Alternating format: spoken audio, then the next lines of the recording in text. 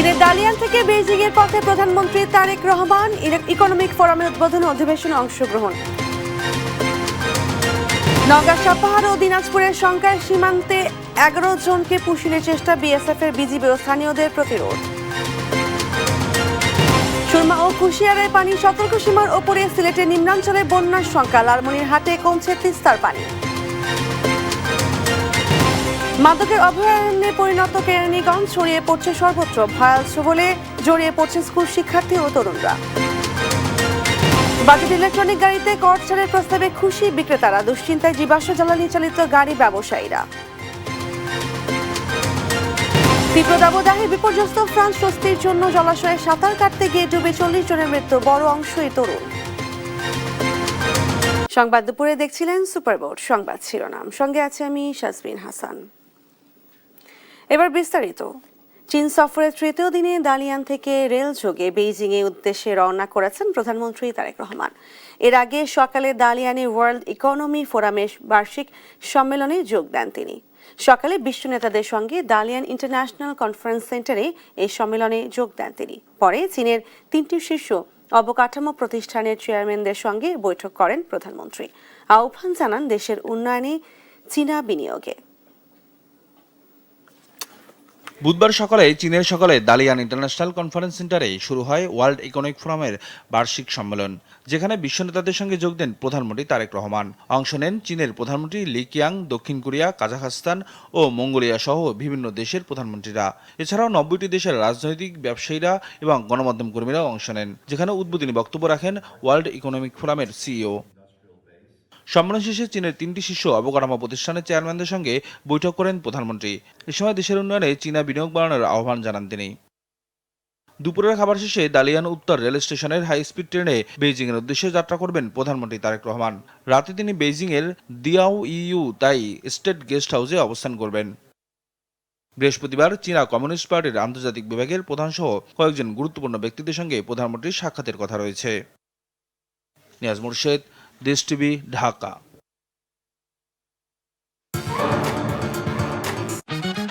Freedom নিয়ে এলো scooty নাকি গোল্ড অফার। স্টিকারে থাকা কিউআর কোড স্ক্যান করে প্যাকের ভেতরের কোডটি দাও আর প্রশ্নের উত্তর দিয়ে জিতে নাও স্কুটি অথবা গোল্ড কয়েন। নওগাঁর সাপাহার সীমান্তে নারী ও শিশু সহ 9 জনকে বাংলাদেশে পুষিনের চেষ্টা করেছে ভারতীয় সীমান্তরক্ষী বাহিনী বিএসএফ। তবে তাদের চেষ্টা ব্যর্থ করে দিয়েছে বিজিবি। বুধবার ভোরে আদাতলা সীমান্ত এলাকায় এই ঘটনা ঘটে। বিজিবি জানায়, সীমান্ত পিলার 244 দিয়ে 9 জনকে বাংলাদেশে ঠেলে দেওয়ার চেষ্টাকালে তাদের বাধা দেয় তারা। পুশইনের শিকারদের মধ্যে আছেন 3 জন করে নারী, পুরুষ ও শিশু। বর্তমানে সীমান্তের শূন্য রেখায় অবস্থান করছেন তারা। বাংলাদেশে প্রবেশ ঠেকাতে বিজিবিকে সহায়তা করছে এলাকাবাসী। এদিকে দিনাজপুরে শঙ্কর সীমান্তে 4 জনকে পুশইনের চেষ্টা করে বিএসএফ। তাদের সীমান্তে আটকে দিয়েছে বিজিবি।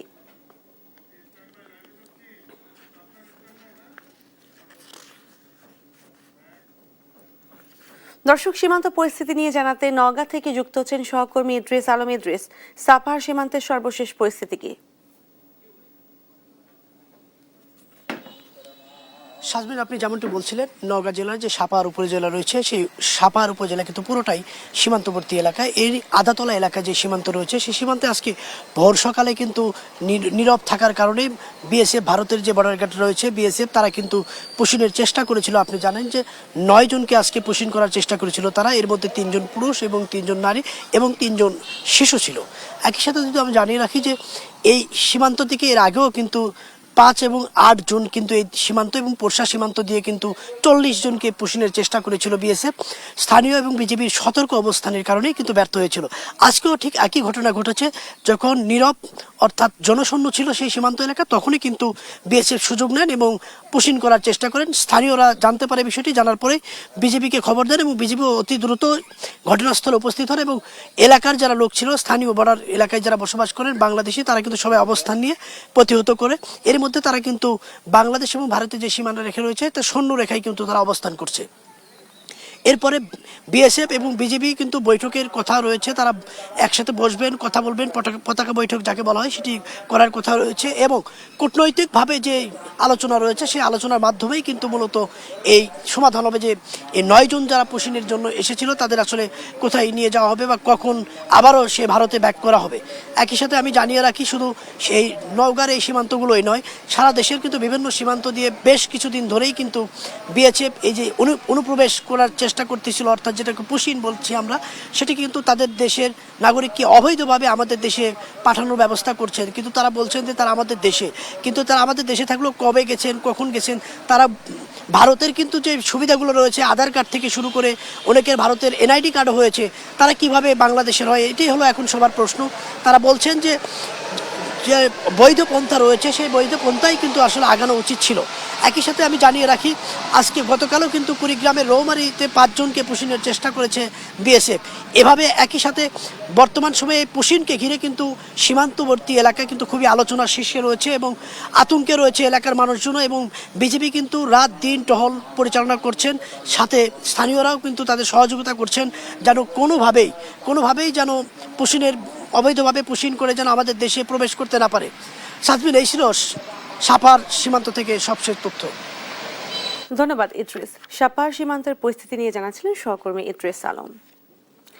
পুশিন ঘিরে কয়েকদিন ধরে সীমান্তে উত্তেজনা বিরাজ করছে। অনুপ্রবেশ ঠেকাতে সীমান্ত জুড়ে বাড়ানো হয়েছে টহল ও নজরদারি। আর এই নিয়ে আরো জানাতে কুড়িগ্রাম থেকে সরাসরি যুক্ত হচ্ছেন সহকর্মী জুয়েল রানা। জুয়েল, সীমান্ত বর্তমান পরিস্থিতি কেমন দেখছেন? নতুন করে অনুপ্রবেশের চেষ্টা হয়েছে কিনা আবার? সাদমিন, আপনাকে আসলে জানিয়ে রাখি, গত 11 দিন ধরে কুড়িগ্রামের রৌমারী সীমান্তের শূন্য রেখায় আসলে অবস্থান করছে 3 যুবক। এছাড়াও আপনাকে জানিয়ে রাখি যে গত কয়েকদিন ধরে কুড়িগ্রামে বৈরী আবহাওয়া যাচ্ছে, কখনো বৃষ্টি, কখনো প্রচুর রোদ। এই ঝড় বৃষ্টি উপেক্ষা করেই কিন্তু তারা কুড়িগ্রামের যে রৌমারী সীমান্ত রয়েছে সেই রৌমারী সীমান্তের শূন্য রেখায় আসলে অবস্থান করছে। আমরা দেখেছি যে তারা সামান্য একটি পলিথিনের তাঁবু টাঙ্গিয়ে কিন্তু সেখানে আসলে অবস্থান করছেন। তারা আসলে স্যানিটেশন ব্যবস্থায় ভুগছেন, পাশাপাশি তারা গোসল করতে পারছেন না। স্থানীয় লোকজন কিন্তু আসলে তাদের খাবার দিচ্ছেন, পানি সরবরাহ করছেন। আসলে সব মিলিয়ে সীমান্তবাসীর সাথে আমি কথা বলেছি, তারা বলছেন যে এরকম একটি অমানবিক ঘটনা। তারা আসলে গত 11 দিন ধরে এই খোলা আকাশের নিচে শূন্য রেখায় অবস্থান করছে। বিষয়টি সীমান্তবাসী বলছে যে উচ্চ পর্যায়ের কর্মকর্তা যারা রয়েছে দুই দেশে তাদের আলোচনার মাধ্যমে বিষয়টি সমাধানের দাবি জানিয়েছে। এছাড়াও আপনাকে জানিয়ে রাখি, গত যে কয়েকদিন আগে কিন্তু তাদেরকে ভারতীয় সীমান্তরক্ষী বাহিনী বিএসএফ এর চেষ্টা চালায়, এমনটি কিন্তু বিজিবির পক্ষ থেকে জানানো হয়েছে। তখন কিন্তু আসলে বিজিবি এবং স্থানীয় লোকজন তাদেরকে আসলে রুখে দেয়। তারা কিন্তু তখন থেকেই এই রৌমারী সীমান্তের যে ইসলামারী সীমান্ত রয়েছে সেই ইসলামারী সীমান্তের আসলে শূন্য রেখায় অবস্থান করছে। আমি এ বিষয়ে আসলে জামালপুর বিজিবির যে অধিনায়ক রয়েছে আমি তার সাথে সকালে কথা বলেছি। তিনি বলছেন যে তারা আসলে এই বিষয়টি সমাধানের জন্য তারা বারবার হচ্ছে বিএসএফ এর কাছে আসলে পতাকা বৈঠকের আহ্বান জানিয়েছেন। তবে বিএসএফ নাকি বলেছেন যে তারা আসলে ভারতের নাগরিক না, যার কারণে তারা আসলে এটিতে কোনো আগ্রহ দেখাচ্ছেন না এবং যার কারণে কিন্তু বিষয়টি সমাধান হচ্ছে না। তারা কিন্তু এই শূন্য রেখায় আসলে অবস্থান করছেন, অনেকটা মানবেতর জীবনযাপন করছেন এবং স্থানীয় লোকজন আসলে তাদেরকে দেখতে গেলেই কিন্তু তারা শুধু চেয়েই থাকছেন, কিন্তু কিছু বলতে পারছেন না। এছাড়াও জানিয়ে রাখি, কুড়িগ্রামের যে ভারতের সঙ্গে কিন্তু কুড়িগ্রামের দীর্ঘতম সীমান্ত রয়েছে, এই সীমান্ত কিন্তু কঠোর সর্বোচ্চ অবস্থানে রয়েছে এখানকার বিজিবি এবং স্থানীয় লোক, সীমান্তবাসী যারা আছে তারা। এবং আমি বিজিবি আমাদেরকে জানিয়েছে যে সীমান্তে যে কোনো ধরনের অপরাধ রুখে দিতে কিন্তু তারা সর্বোচ্চ অবস্থানে রয়েছে। তারা বলছেন যে কোনো ধরনের যেন সীমান্ত অপরাধ সংগঠিত না হয় সেটি কিন্তু সার্বক্ষণিক নজর রাখছেন। সাজমিন, এই ছিল সর্বশেষ। ধন্যবাদ জুয়েল। কুড়িগ্রামের সীমান্ত পরিস্থিতি নিয়ে জানাচ্ছিলেন সহকর্মী জুয়েল রানা। সিলেট বিভাগের সুরমা নদী ছাতক ও সুনামগঞ্জ স্টেশনে এবং কুশিয়ারা নদী ফেঞ্চুগঞ্জ এবং মারকুলি স্টেশনে সতর্ক সীমার ওপর দিয়ে প্রবাহিত হচ্ছে পানি। ফলে নদী সংলগ্ন নিম্নাঞ্চলে স্বল্পমেয়াদী বন্যা পরিস্থিতির আশঙ্কা রয়েছে। উজান থেকে আসা পানিতে যমুনা নদীর পানি বাড়ছে। এতে সিরাজগঞ্জের চৌহালি ও সদর উপজেলায় কয়েকটি স্থানে ভাঙনে ফসলি জমি বিলীন হয়ে গেছে। ভাঙন আতঙ্কে জরুরি স্থায়ী বাঁধ নির্মাণের দাবি জানিয়েছেন নদী তীরের মানুষ। লালমনিরহাটে তিস্তার পানি কমে বিপদসীমার নিচে নামলেও বিভিন্ন স্থানে ভাঙন অব্যাহত রয়েছে। এতে ক্ষতিগ্রস্ত হচ্ছে ফসলি জমি ও বাড়িঘর। অন্যদিকে নেত্রকোনায় নদ নদীর পানি ওঠানামা করলেও বড় ধরনের বন্যা পরিস্থিতি তৈরি হয়নি।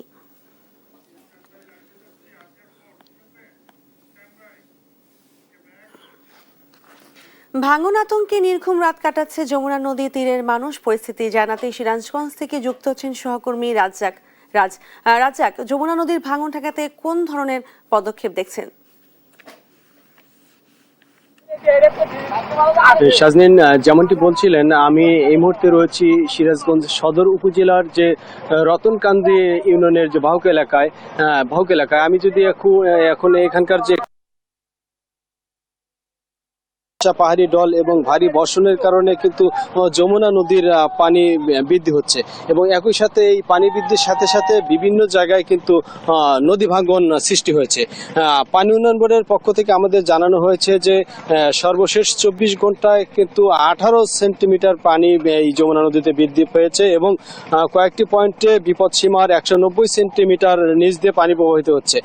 তো আমি যদি একটু এখানকার চিত্রটা দেখাতে চাই যে বাহুকা এলাকায় যে 30 মিটার কিন্তু ধসে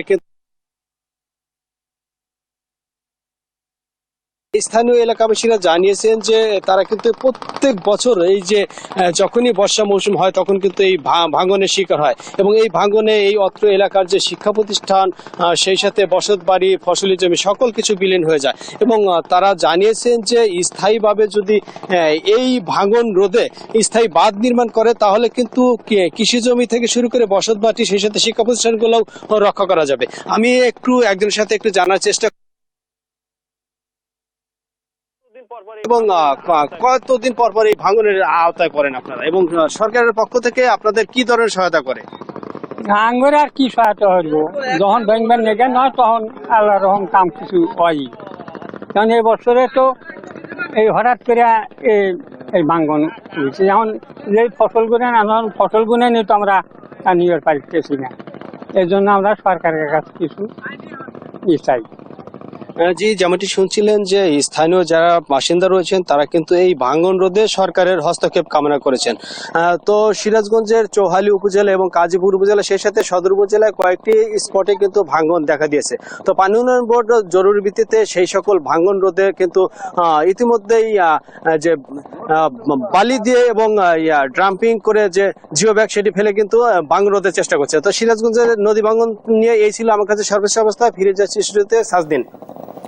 ধন্যবাদ রাজ্জাক। সিরাজগঞ্জে ভাঙন আতঙ্কের এলাকাবাসী সে বিষয়ে বিস্তারিত জানাচ্ছিলেন সহকর্মী রাজ্জাক। কেউ মাদক সেবন করছেন, কেউ বিক্রিতে ব্যস্ত। অলিগলি, খেলার মাঠ, সর্বত্র ছড়াচ্ছে মাদক। সমাজের উঠতি তরুণরা এভাবেই জড়িয়ে পড়ছেন মাদকের ভয়াল ছোবলে। কেরানীগঞ্জে জনসম্মুখে গড়ে উঠেছে মাদকের অভয়ারণ্য। মাদকের এমন বিস্তারে হুমকির মুখে স্কুল শিক্ষার্থী সহ যুব সমাজ। তাইমুম ইসলাম রায়হানের বিশেষ রিপোর্ট।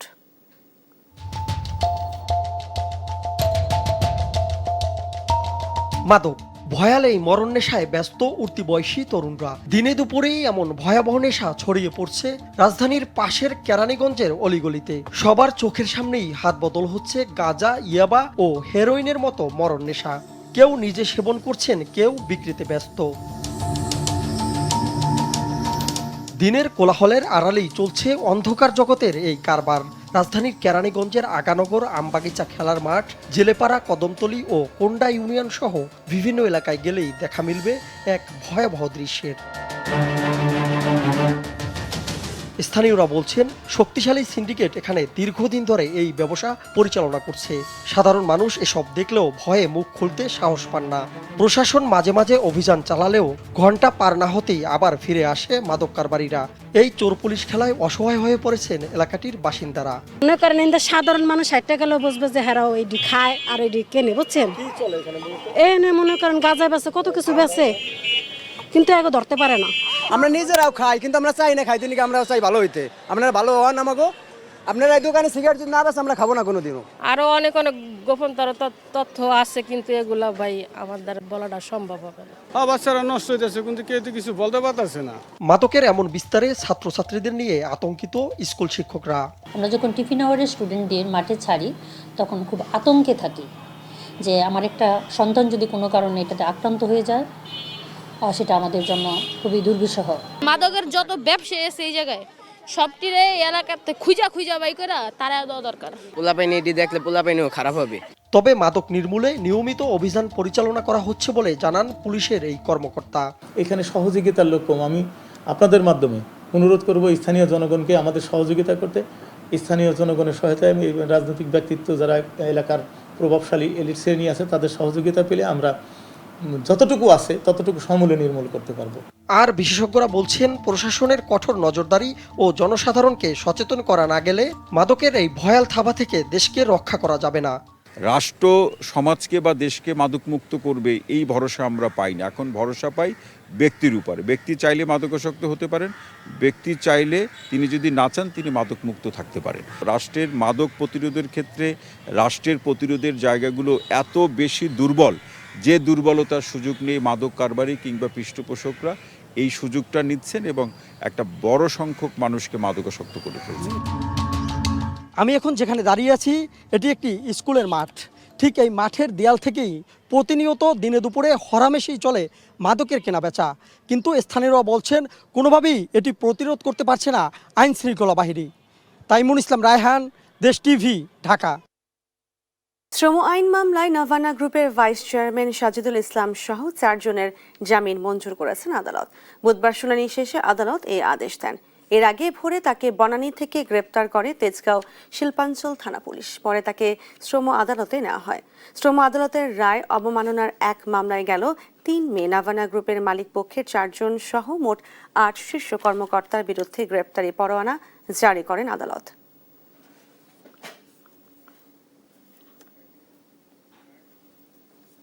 জ্বালানি নিরাপত্তা নিশ্চিতে এবারের বাজেটে ইলেকট্রনিক গাড়িতে বড় ধরনের কর ছাড়ের প্রস্তাব দিয়েছে সরকার। তবে সরকারের এই সিদ্ধান্তে দেশের গাড়ির বাজারে বইছে মিশ্র হাওয়া। জীবাশ্ম জ্বালানি চালিত গাড়ির ব্যবসায়ীদের কপালে চিন্তার ভাঁজ পড়লেও খুশি ইভি বিক্রেতারা। আর নতুন প্রযুক্তি আনার আগে উপযুক্ত পরিবেশ আর দক্ষ জনবল তৈরিতে গুরুত্ব দেওয়ার কথা বলছেন বিশেষজ্ঞরা। মাগদুরা মিতির রিপোর্ট।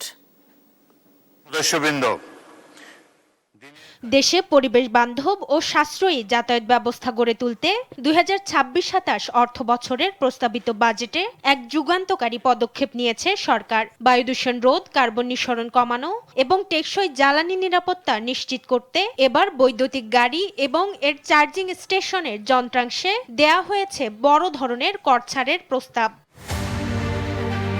বাজেটে $25,000 পর্যন্ত মূল্যের ইলেকট্রিক গাড়ি আমদানির কর 93% থেকে কমিয়ে এক ধাক্কায় 64% এবং $50,000 মূল্যের ইভি গাড়ির ট্যাক্স 93% থেকে কমিয়ে 80% করার প্রস্তাব করা হয়েছে। তবে সরকারের এই সিদ্ধান্তে কিছুটা ভিন্ন সুর প্রথাগত জীবাশ্ম জ্বালানি চালিত গাড়ি ব্যবসায়ীদের কণ্ঠে। তাদের দাবি স্থায়িত্ব, পুনঃবিক্রয় মূল্য এবং দেশের প্রেক্ষাপটে কার্যকারিতার দিক থেকে জীবাশ্ম জ্বালানির গাড়িকে ছাড়িয়ে যেতে পারবে না ইভি। অন্যদিকে সরকারের এই সিদ্ধান্তকে ইতিবাচকভাবেই দেখছেন ইভি ব্যবসায়ীরা। যেহেতু ইলেকট্রিক গাড়িতে কোনো জ্বালানির কোনো আপনার প্রয়োজন নেই, সেক্ষেত্রে আপনার ইলেকট্রিক গাড়িগুলো খুব ভালো সাড়া প্রদান করবে বলে আশা করছি আমরা। আমাদের দেশের প্রেক্ষাপটে দেখা যায় যে অনেকে তেলের গাড়ি বেশি প্রেফার করে থাকে, তো তারই ধারাবাহিকতায় এটার দিকেই মানুষ এখনো বেশি ফোকাস করছে। পরিবেশের জন্য ইভি ইতিবাচক হলেও নতুন প্রযুক্তি আনার আগে সড়কে শৃঙ্খলা ফেরানো জরুরি বলে মনে করছেন পরিবহন ও যোগাযোগ বিশেষজ্ঞরা। রাস্তা থেকে ফিটনেসবিহীন গাড়ি সরানো এবং ইভি রক্ষণাবেক্ষণের জন্য দক্ষ জনবল তৈরি করাকে প্রধান শর্ত হিসেবে দেখছেন তারা। ওয়ার্কশপগুলি এখানে প্রস্তুত করা, দক্ষ শ্রমিক তৈরি করা, সেটার জন্য প্রয়োজন মধ্যে সরকার উদ্যোগ নিতে পারে। এই শ্রমিকগুলোকে বিদেশে পাঠিয়ে তাদের ট্রেনিংয়ের একটা বিষয় আছে, কেন নলেজ ট্রান্সফার না হলে আমি যদিও বলছি আমরা যে এটা মেনটেন্যান্স অনেক কম, কিন্তু একটা স্টেজে মেনটেন্যান্স লাগবে, তখন এই গাড়িগুলোতে বসে পড়বে যদি আমার দক্ষ শ্রমিক না থাকে। একই সুর দেশের গাড়ি আমদানিকারকদের শীর্ষ সংগঠন বারভিডার কণ্ঠেও। সংগঠনের সভাপতি বলেন, তাড়াহুড়ো করে বাজারে গাড়ি ছাড়ার আগে এর জন্য উপযুক্ত পরিবেশ তৈরি করা জরুরি। আমরা মনে করি এটা উন্নত বিশ্ব, কিন্তু গ্রাজুয়াল অ্যাডজাস্টমেন্ট, মানে পর্যায়ক্রমে অ্যাডজাস্ট হচ্ছে। এখানে কিন্তু আপনি ইলেকট্রিক করে দিলেই কিন্তু রাতারাতি ইলেকট্রিক হবে না, কারণ সে অবকাঠামোটা বিদ্যুতের এগুলো নাই এখানে। ফলে এটার জন্য কিন্তু একটা সময় লাগবে, অন্তত 5 থেকে 10 বছর সময় লাগবে সেরকম একটা পরিবেশ করতে। কর ছাড়ের হাত ধরে দেশে ইভির পথ চলা সহজ হলেও এর ফলাফল বাস্তবায়ন নির্ভর করছে সঠিক পরিকল্পনা, অবকাঠামো উন্নয়ন এবং দক্ষ জনবল সৃষ্টির উপর। এমনটাই মনে করছেন সংশ্লিষ্টরা। মাকদুরা মিতি, দেশ টিভি, ঢাকা। দেখছেন সংবাদ দুপুর। জাতি গঠনে যে শিক্ষকরা বাধা সৃষ্টি করবে তাদের বিরুদ্ধে ব্যবস্থা নেওয়া হবে বলে জানিয়েছেন শিক্ষামন্ত্রী আনম এহসানুল হক মিলন। বুধবার সকালে রাজধানীর আজিমপুর গার্লস স্কুল বিভিন্ন শিক্ষা বোর্ডের কেন্দ্রীয় সচিবদের সঙ্গে মতবিনিময় সভায় এই কথা বলেন তিনি। জানান, আগামী দিনে বোর্ডের প্রশ্নপত্র নেয়ার সময় যারা ভুল করবে তাদের শাস্তি পেতে হবে। নকল পাওয়া গেলে প্রতিষ্ঠানের প্রধানকে আইনের আওতায় আনা হবে বলেও জানান শিক্ষামন্ত্রী। যেন নেক্সট গভর্নমেন্ট এসে কাজ না করতে পারে। হাউ কাম বাজেট অ্যালোকেশন করা হয়নি? তারা কি জানতো না এটা করতে হবে? এইভাবে রাষ্ট্র পরিচালনা হয়, বাট আমরা তা হতে দেব না। মশার লার্ভা ধ্বংস করা ও এর উৎস ধ্বংস করতে ডেঙ্গু নিধন অভিযান চলবে বলে জানিয়েছেন স্থানীয় সরকার প্রতিমন্ত্রী মীর শাহে আলম। বুধবার সকালে রাজধানীর গুলশানে ডেঙ্গু সহ মশাবাহিত অন্যান্য রোগ প্রতিরোধে টাস্ক ফোর্স কমিটির বাসা বাড়িতে মশক নিধন অভিযান পরিদর্শনে গিয়ে এ কথা বলেন তিনি। অভিযানে গুলশান এলাকার ৬টি বাড়ি পরিদর্শন করে ৩টিতে ডেঙ্গুর লার্ভা পাওয়ার কথা জানান উত্তর সিটি কর্পোরেশন। ডেঙ্গুর লার্ভা পাওয়ায় গুলশানের চয়েস রেস্টুরেন্টকে ৫০,০০০ টাকা জরিমানা করে তারা।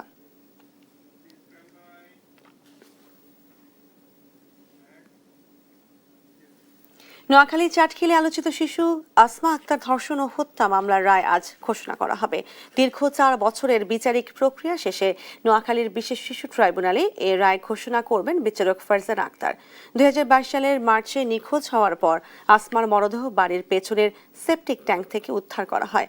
মামলার একমাত্র আসামি শাহাদাতের বিরুদ্ধে ধর্ষণ ও হত্যার অভিযোগ প্রমাণে রাষ্ট্রপক্ষ সর্বোচ্চ শাস্তি প্রত্যাশা করেছে। রায়কে ঘিরে ন্যায় বিচারের অপেক্ষায় রয়েছে শিশু পরিবার সহ পুরো চাটখিলবাসী।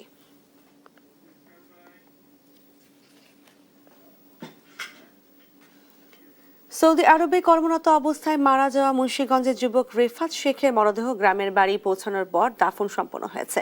দীর্ঘ প্রক্রিয়া শেষে বুধবার সকালে তার মরদেহ মুন্সিগঞ্জের টঙ্গীবাড়ির আবদুল্লাপুরে পৌঁছায়। কাজের উদ্দেশ্যে প্রায় ৫ মাস আগে সৌদি আরবে পাড়ি জমান রিফাত শেখ। সেখানে কর্মরত অবস্থায় মালামাল ওঠানামা করতে গিয়ে ১.৫ মাস আগে তার মৃত্যু হয়।